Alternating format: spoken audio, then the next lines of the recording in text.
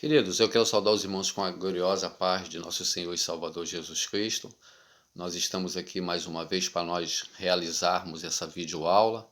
Nós estamos estudando a Epístola de Paulo aos Efésios. Tem sido uma maravilha, porque estudar epístolas paulinas é uma bênção, é de uma edificação muito grande para a nossa vida espiritual. E nós estamos, querido, hoje na lição de número 7, que tem como título Cristo é a nossa reconciliação com Deus. Que lição maravilhosa. Nós vamos ficar maravilhados aqui no decorrer aqui dessa videoaula, que vamos falar da reconciliação.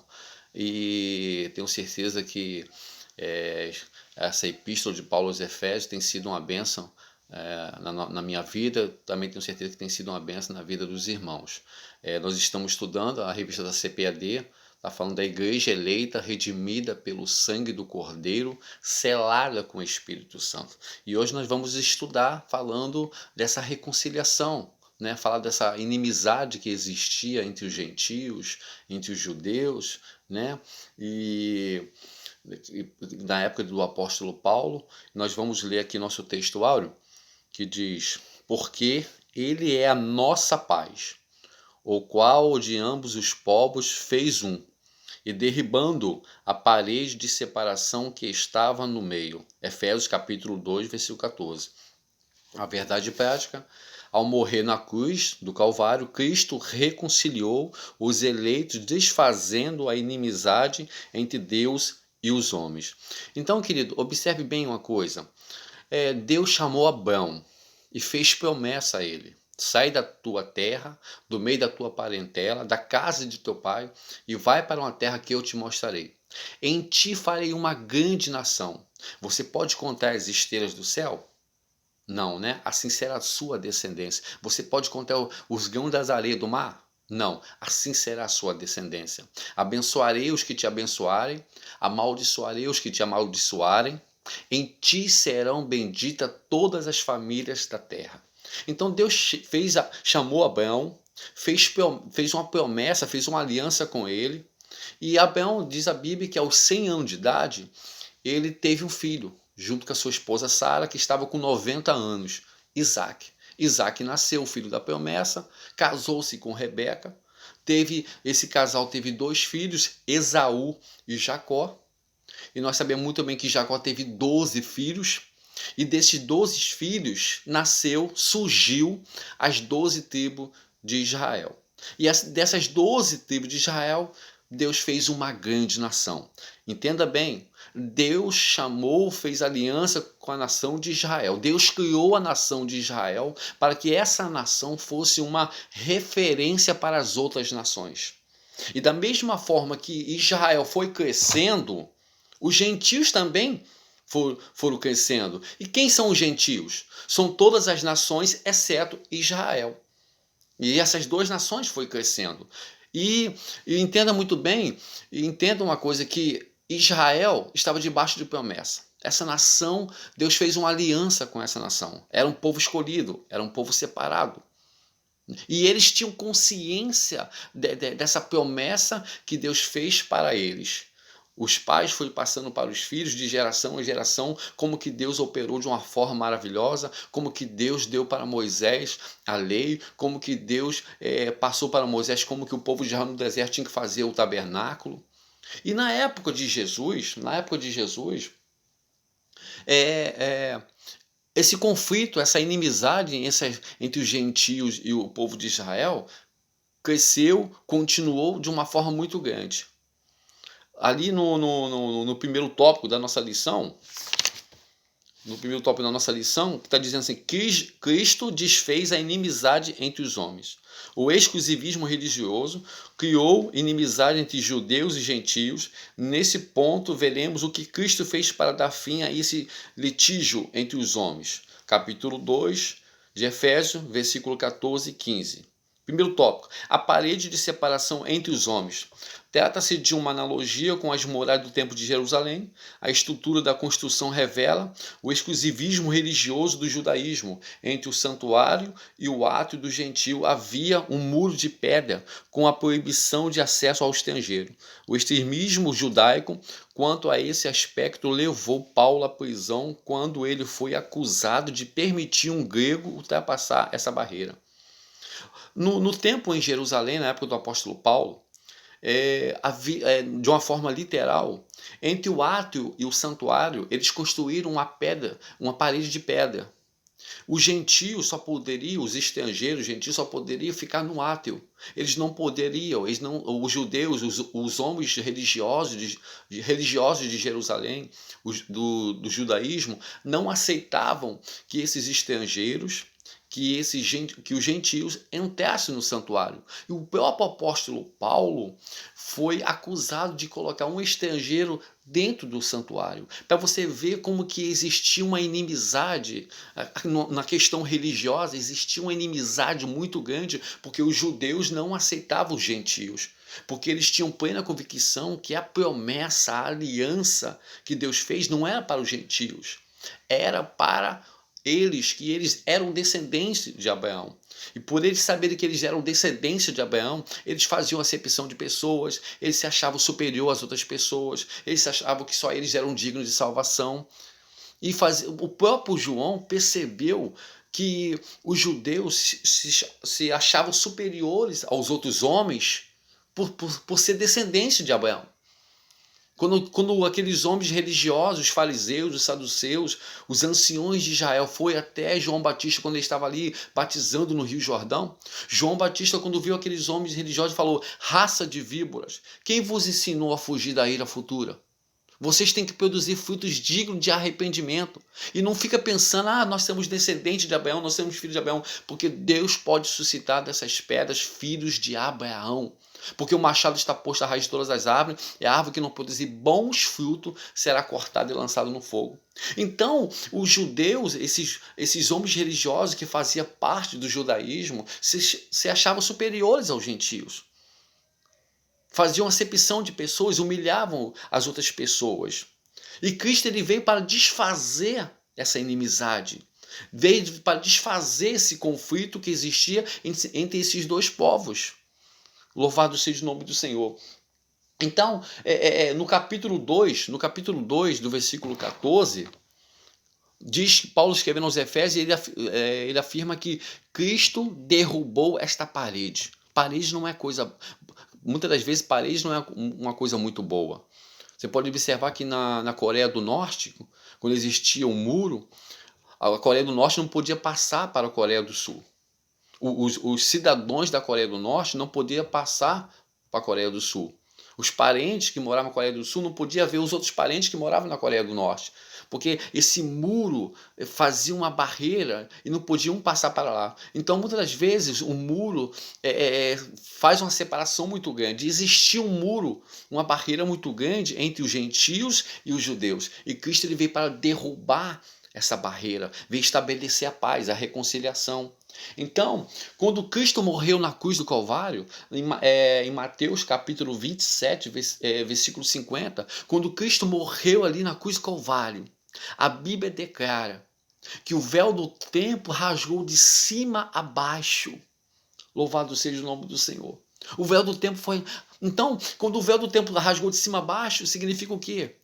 Que aquela barreira que existia de o homem se chegar a Deus acabou. O pecado que havia na vida do homem, que impedia que o homem pudesse se achegar a Deus, não existia mais. O véu do templo foi rasgado. Não importa agora, querido, se você é brasileiro, se você é judeu, se você é italiano, se você é francês, se você aceitou a Jesus como o único e suficiente Salvador, se você tem o Espírito Santo de Deus na sua vida, você é um servo de Deus e hoje você tem livre acesso a chegar no trono da graça de Deus. Hebreus no capítulo 4, versículo 16. Cheguemos, pois, ao trono da graça de Deus com confiança. podemos dobrar o nosso joelho no nosso quarto e, pela fé, entrarmos no santuário de Deus, na morada do Altíssimo. A barreira foi aniquilada, a barreira foi ultrapassada e nós hoje podemos nos achegar ao trono da graça de Deus. Deus acabou com essa inimizade, Deus derrubou este muro que existia entre os judeus e os gentios. Como? Mediante o seu sacrifício. No âmbito espiritual, é isso que Paulo está dizendo aos Efésios. No âmbito espiritual, querido, não existe mais gentios, não existe mais judeus. Existe a igreja. De dois povos, judeus e gentios, na questão espiritual, no âmbito, na visão espiritual, ele criou um povo. Que povo é esse? A igreja. A igreja do Senhor. Quando a trombeta soar, nós vamos, os que estiverem vivos no arrebatamento da igreja, vão ao encontro de Cristo. A noiva do Senhor. Um povo lavado e remido pelo sangue do Cordeiro. Um povo separado por Deus. Então, ele criou a igreja. De dois povos, gentios e judeus, ele criou a igreja do Senhor, acabando com essa inimizade. E no terceiro subtópico, fala do conceito da lei dos mandamentos.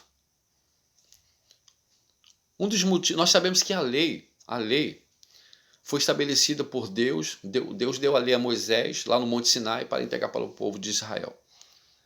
A lei, qual a finalidade da lei? A lei, ela não salva.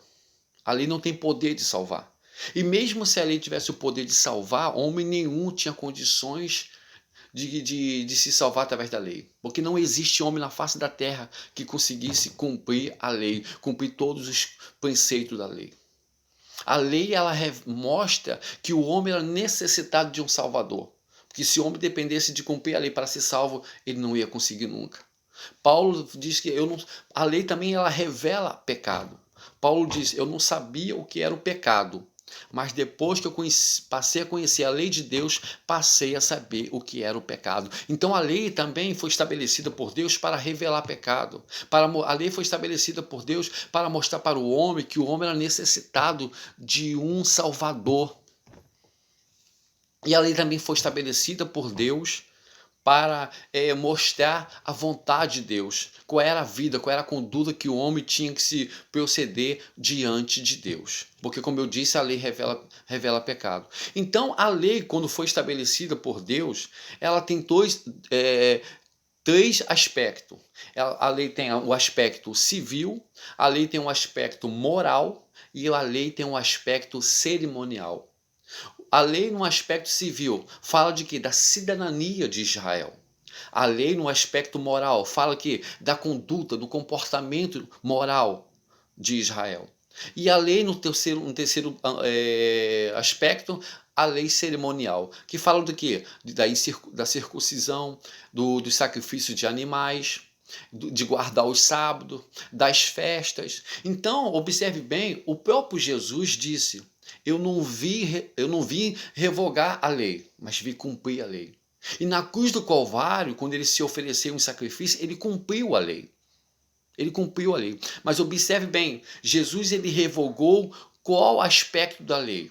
Jesus não revogou o aspecto da lei civil, que fala da cidadania de Israel. Jesus não revogou a lei no aspecto moral, que fala da conduta moral de Israel. Jesus revogou a lei no aspecto cerimonial. Quando Cristo morreu ali na cruz do Calvário, aqui no terceiro ponto diz assim, ó: o ato de Cristo oferecido a Deus em cheiro suave aboliu a necessidade dessas ordenanças ritualistas e assim a inimizade foi desfeita. Então, quando Cristo ofereceu o seu corpo, a sua vida em sacrifício a Deus como perfume suave, ele aboliu essas cerimônias, essa lei cerimonial que fala da circuncisão, de oferecer sacrifício. Não precisamos mais nos circuncidar, o homem não precisa mais oferecer sacrifício de animais, o homem não precisa mais guardar o sábado. Essa parte da lei de cerimonial foi abolida por Cristo, e mediante ele abolir essa parte cerimonial, acabou-se a inimizade entre o povo de Israel e os gentios. Porque, como eu disse, foi criado um só povo. De dois povos foi criado um só povo. Amém? Então vamos dar continuidade aqui. Na questão civil, eu expliquei para os irmãos, na questão moral e na cerimonial. O segundo tópico fala: pela paz, Cristo fez um novo homem. Eu quero aqui passar para os irmãos, nessa questão, Paulo escrevendo a sua epístola aos Efésios, no capítulo 2, versículo 4, ele fala: porque ele é a nossa paz, o qual de ambos os povos fez um, e derribando a parede de separação que estava no meio. Querido, nós temos estudado nesse trimestre, falando que nós estávamos mortos em ofensas e pecados, e por natureza nós éramos filhos da ira. Por causa do pecado na vida do homem, existia uma barreira, um obstáculo muito grande entre o homem e Deus. O que era? O pecado. E por causa do pecado na vida do homem, o homem se constituiu agora inimigo de Deus. A Bíblia declara o seguinte: todo aquele que se torna amigo deste mundo se constitui inimigo de Deus. Existia uma inimizade entre o homem e Deus. Nós éramos, por natureza, filhos da ira. Nós não tínhamos acesso a Deus. Nós éramos escravos do pecado. Nós estávamos condenados à morte eterna. Como eu disse, nós éramos filhos da ira. Mas mediante o sacrifício de Cristo ali, oferecendo a sua vida no nosso lugar, um sacrifício vicário, que é um sacrifício substituto, ele morreu no meu lugar, ele pagou a nossa dívida.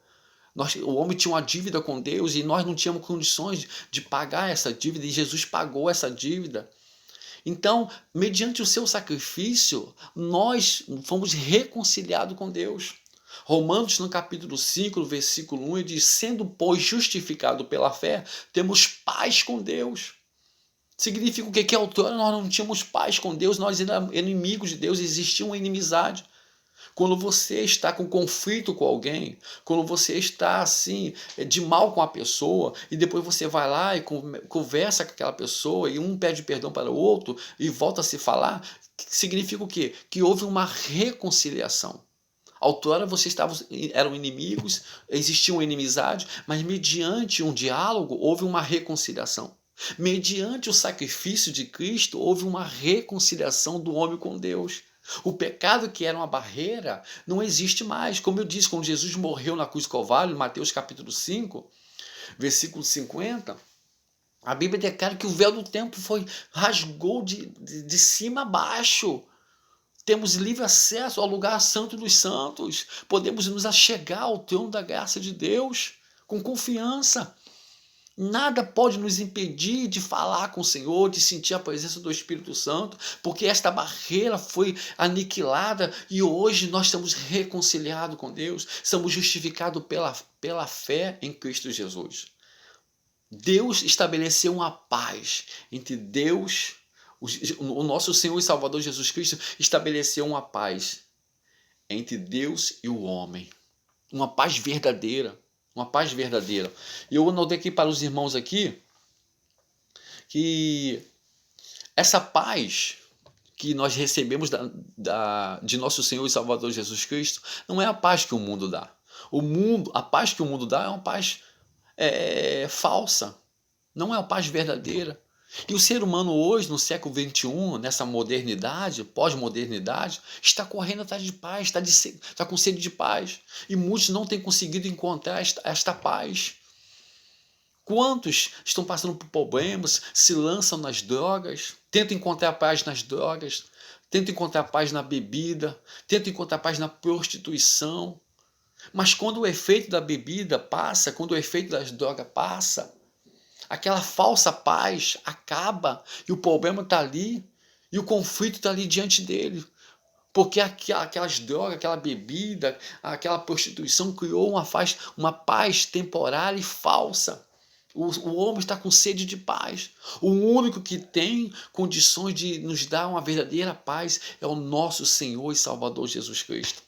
Aqui em João, no capítulo 4, versículo 27.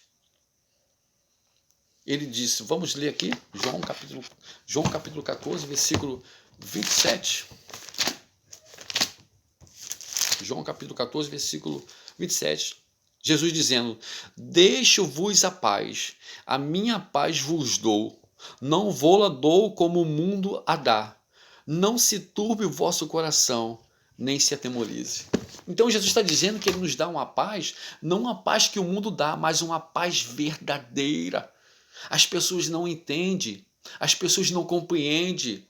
Às vezes vê uma pessoa que é um servo de Deus, uma serva de Deus, passar por turbulência, passar por tribulações, passar por aflições, e ver aquela pessoa sorrindo, contente, falando com todo mundo, e as pessoas não entendem como que pode aquela irmã estar passando por isso, aquele irmão está passando por isso, e você não vê ela triste, você não vê aquele irmão desesperado, porque é a paz no seu interior, é a paz no seu coração, no seu espírito, que Deus proporciona para o servo de Deus.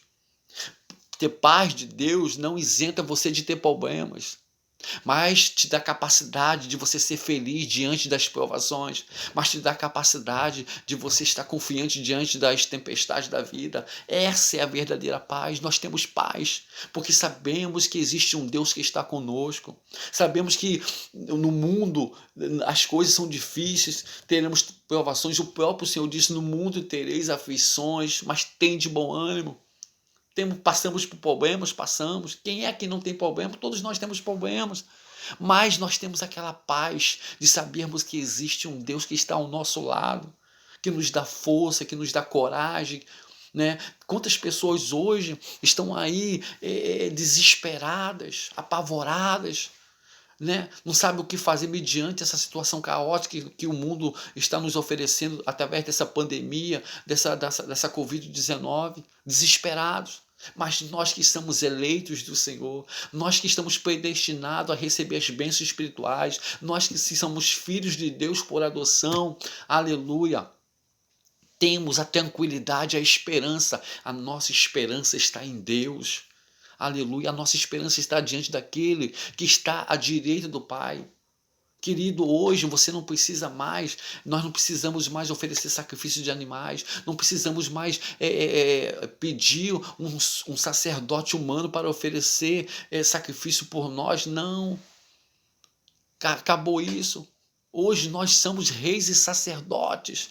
Nós oferecemos o nosso sacrifício. Paulo escreveu na sua carta aos Romanos, capítulo 12, versículo 1, rogo, pois, irmãos, pela compaixão de Deus, que apresentei o vosso corpo em sacrifício vivo, santo e agradável a Deus, que é o vosso culto racional, e não vos conformeis com este mundo, mas transformai-vos pela renovação do vosso entendimento. O sacrifício que nós devemos entregar a Deus hoje é o nosso corpo. Aleluia, nós temos hoje à direita do Pai um sumo sacerdote por excelência, sob a ordem de Melquisedeque, que intercede por nós, temos acesso. E se nós pecarmos, João diz que nós temos um advogado que intercede por nós. Então, querido, temos paz. Temos paz porque o Senhor, mediante o seu sacrifício na cruz do Calvário, pagou a nossa dívida. Nos reconciliou com o Pai, nos reconciliou com Deus. Hoje você tem o seu nome escrito no livro da vida. Hoje você é filho por adoção, filho de Deus. Hoje você tem uma morada no céu. Hoje você tem certeza que a sua esperança está depositada no Senhor que te proporcionou a paz. Temos paz com Deus. E ainda que o diabo venha querer, querido, tirar a tua paz, ainda que o diabo venha querer, porque a função dele é roubar, matar e destruir. Ele quer roubar, ele quer destruir a tua paz, a tua tranquilidade, a tua esperança em Deus. Mas o Senhor está contigo. A Bíblia diz que as portas do inferno jamais vai prevalecer contra a igreja do Senhor. Então, querido, queremos aqui enfatizar para os irmãos, nessa lição, que o nosso Deus, que o nosso Senhor e Salvador Jesus Cristo nos reconciliou com o Pai. Nos reconciliou com Ele. Ele já pagou a dívida. Outrora nós não tínhamos mais outrora o homem não tinha esse livre acesso, né? Outrora o homem estava separado de Deus. Mas hoje nós estamos aí para servir a esse Deus, falarmos com Ele. Que privilégio! Hoje você pode entrar dentro do seu quarto, dobrar o seu joelho e falar com Ele, sentir a presença dEle. Esse Espírito Santo de Deus, a terceira pessoa da Santíssima Trindade que mora dentro de você. Fala ao seu coração, né? Te dá força, te fortalece mediante as provações. Então nunca se esqueça, querido, que o Senhor está ao seu lado. Eu não quero aqui hoje estender muito essa videoaula, só quero dizer que Deus não é mais o seu inimigo. Você não é mais inimigo de Deus. O nosso Senhor e Salvador Jesus Cristo nos reconciliou com o Pai e hoje nós somos filhos deles e como filhos Ele cuida de mim, Ele cuida de você. Então eu quero aqui dizer para os irmãos, fique firme, não desanime, não jogue a toalha. A Bíblia fala, aquele que perseverar até o fim será salvo. Persevere, seja firmes e constante. Sabe que o Senhor está do seu lado. Eu não sei qual é a luta, qual é a provação, a dificuldade que você está vivendo. Eu não sei qual é o deserto que você está passando, qual é o vendaval que está soprando na sua vida. Mas uma coisa eu quero te dizer, o Senhor está contigo. O Senhor que enviou o seu único filho para morrer na cruz do Calvário, para reconciliar você com Ele mesmo, está ao seu lado. Nunca se esqueça disso. E eu quero aqui ler a nossa conclusão. A nossa conclusão está aqui. Louvado seja o nome do Senhor. Conclusão. Em obediência ao plano divino, Cristo cumpriu as demandas da lei na cruz e em seu sacrifício derrubou as barreiras e aboliu as ordenanças cerimoniais que serviam de divisão. Por meio da paz conquistada no madeiro, desfez a inimizade, criou uma nova humanidade e a reconciliou com Deus. A partir dela formou um novo povo, a igreja, o corpo de Cristo. Então, querido, como eu disse para os irmãos, existia uma inimizade entre os judeus e os gentios, por causa do aspecto da lei cerimonial. Mas Cristo, na cruz do Calvário, aboliu a lei cerimonial. Não precisa mais de circuncisão, de sacrifício de animais, de guardar o sábado, de festa, precisa mais nada disso. Mediante ele abolir essa lei cerimonial, ele reconciliou os gentios com os judeus e de dois povos, gentio e judeus, no âmbito espiritual, criou um povo. Que povo é esse? A igreja do Senhor. Então não existe hoje mais judeus, não existe mais gentios, existe a igreja do Senhor. Você é a igreja do Senhor. Louvado seja o nome do Senhor. Então eu quero te dizer nesta noite que Deus possa abençoar a sua vida, que o Senhor possa sempre estar ao seu lado, te guardando, guardando a sua família. Temos a certeza que daqui a pouco nós vamos passar por essa situação caótica aí, esse Covid vai ser vencido, daqui a pouco vamos retornar nossas atividades normais e vamos estar junto na igreja ali adorando e servindo o Senhor. Que Deus possa te abençoar em nome de nosso Senhor e Salvador Jesus Cristo. Amém.